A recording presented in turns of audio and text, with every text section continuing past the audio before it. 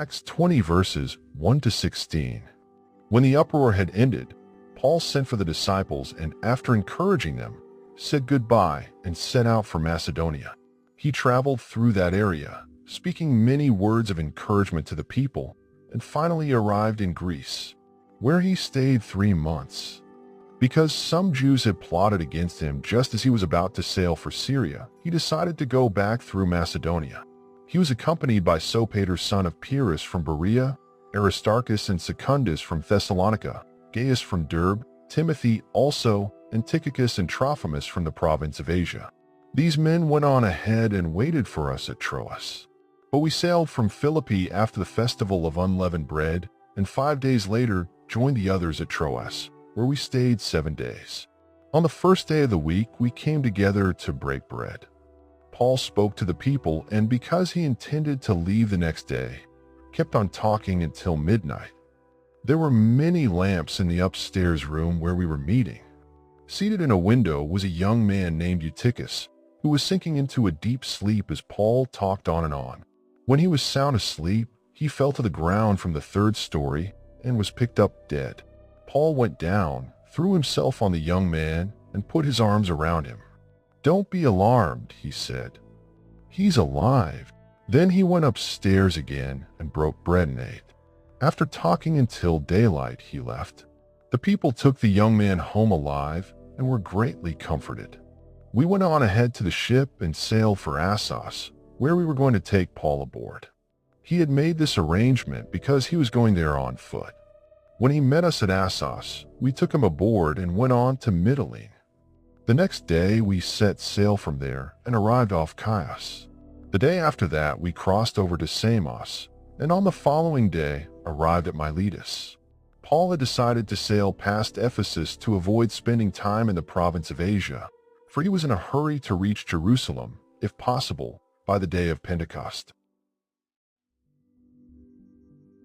Judges 13. Again the Israelites did evil in the eyes of the Lord, so the Lord delivered them into the hands of the Philistines for 40 years. A certain man of Zorah, named Manoah, from the clan of the Danites, had a wife who was childless, unable to give birth. The angel of the Lord appeared to her and said, "You are barren and childless, but you are going to become pregnant and give birth to a son. Now see to it that you drink no wine or other fermented drink, and that you do not eat anything unclean. You will become pregnant and have a son whose head is never to be touched by a razor, because the boy is to be a Nazirite, dedicated to God from the womb. He will take the lead in delivering Israel from the hands of the Philistines." Then the woman went to her husband and told him, "A man of God came to me. He looked like an angel of God, very awesome. I didn't ask him where he came from, and he didn't tell me his name. But he said to me, 'You will become pregnant and have a son.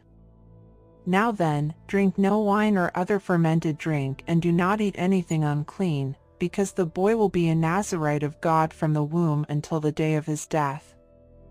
Then Manoah prayed to the Lord, 'Pardon your servant, Lord. I beg you to let the man of God you sent to us come again to teach us how to bring up the boy who is to be born.' God heard Manoah, and the angel of God came again to the woman while she was out in the field, but her husband Manoah was not with her. The woman hurried to tell her husband, 'He's here, the man who appeared to me the other day.' Manoah got up and followed his wife. When he came to the man, he said, 'Are you the man who talked to my wife?' 'I am,' he said. So Manoah asked him, 'When your words are fulfilled, what is to be the rule that governs the boy's life and work?' The angel of the Lord answered, 'Your wife must do all that I have told her. She must not eat anything that comes from the grapevine, nor drink any wine or other fermented drink, nor eat anything unclean. She must do everything I have commanded her.' Manoah said to the angel of the Lord, 'We would like you to stay until we prepare a young goat for you.' The angel of the Lord replied, 'Even though you detain me, I will not eat any of your food. But if you prepare a burnt offering, offer it to the Lord. Manoah did not realize that it was the angel of the Lord. Then Manoah inquired of the angel of the Lord, "What is your name, so that we may honor you when your word comes true?" He replied, "Why do you ask my name? It is beyond understanding." Then Manoah took a young goat, together with the grain offering, and sacrificed it on a rock to the Lord. And the Lord did an amazing thing while Manoah and his wife watched.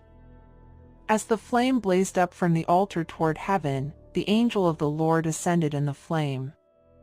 Seeing this, Manoah and his wife fell with their faces to the ground. When the angel of the Lord did not show himself again to Manoah and his wife, Manoah realized that it was the angel of the Lord. "We are doomed to die," he said to his wife. "We have seen God." But his wife answered, "If the Lord had meant to kill us, he would not have accepted a burnt offering and grain offering from our hands, nor shown us all these things or now told us this."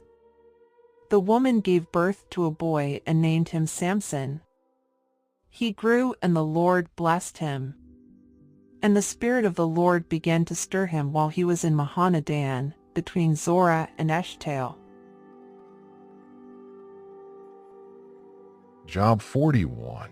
Can you pull a leviathan with a fish hook, or tie down its tongue with a rope? Can you put a cord through its nose or pierce its jaw with a hook? Will it keep begging you for mercy? Will it speak to you with gentle words? Will it make an agreement with you for you to take it as your slave for life? Can you make a pet of it like a bird, or put it on a leash for the young women in your house? Will traders barter for it? Will they divide it up among the merchants? Can you fill its hide with harpoons, or its head with fishing spears? If you lay a hand on it, you will remember the struggle and never do it again. Any hope of subduing it is false. The mere sight of it is overpowering. No one is fierce enough to rouse it. Who then is able to stand against me? Who has a claim against me that I must pay? Everything under heaven belongs to me. I will not fail to speak of Leviathan's limbs, its strength, and its graceful form. Who can strip off its outer coat? Who can penetrate its double coat of armor? Who dares open the doors of its mouth, ringed about with fearsome teeth? Its back has rows of shields tightly sealed together. Each is so close to the next that no air can pass between. They are joined fast to one another. They cling together and cannot be parted. Its snorting throws out flashes of light. Its eyes are like the rays of dawn. Flames stream from its mouth. Sparks of fire shoot out. Smoke pours from its nostrils as from a boiling pot over burning reeds. Its breath sets coals ablaze, and flames dart from its mouth. Strength resides in its neck. Dismay goes before it. The folds of its flesh are tightly joined. They are firm and immovable. Its chest is hard as rock, hard as a lower millstone. When it rises up, the mighty are terrified. They retreat before its thrashing. The sword that reaches it has no effect, nor does the spear or the dart or the javelin. Iron it treats like straw and bronze like rotten wood. Arrows do not make it flee. Sling stones are like chaff to it. A club seems to it but a piece of straw. It laughs at the rattling of the lance. Its undersides are jagged potsherds, leaving a trail in the mud like a threshing sledge. It makes the depths churn like a boiling cauldron and stirs up the sea like a pot of ointment. It leaves a glistening wake behind it. One would think the deep had white hair. Nothing on earth is its equal, a creature without fear. It looks down on all that are haughty. It is king over all that are proud.